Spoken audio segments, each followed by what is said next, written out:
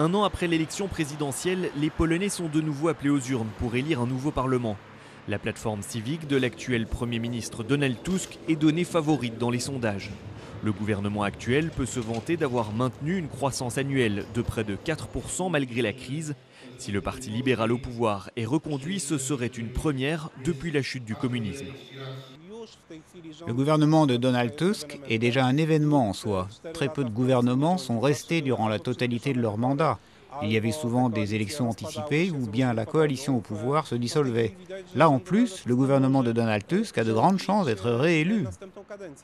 Mais l'opposition de droite ne le voit pas de cet œil, en particulier le président du parti ultra-conservateur Droit et Justice.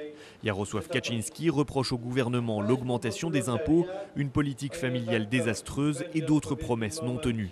Le frère jumeau du président défunt Lech Kaczyński demande en outre que la lumière soit faite sur la catastrophe aérienne de Smolensk. Dans un livre paru récemment, il s'en prend également à la chancelière allemande Angela Merkel, qu'il accuse de vouloir soumettre la Pologne.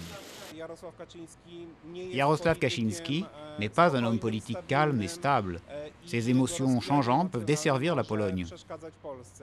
Mais le véritable trublion de la classe politique polonaise, c'est lui. Janusz Palikot, 46 ans, à la gauche de l'échiquier politique. Il multiplie les frasques médiatiques et les provocations et est à la tête du premier parti politique anticlérical dans la Pologne libre. Il est pour l'enfermement des prêtres pédophiles, l'acceptation des homosexuels et contre l'ingérence de l'Église dans la sphère publique polonaise. Cette dernière parle de profanation, mais souligne que ce n'est pas la première fois qu'elle est visée de la sorte. De leur temps, les communistes menaient un combat idéologique contre Dieu.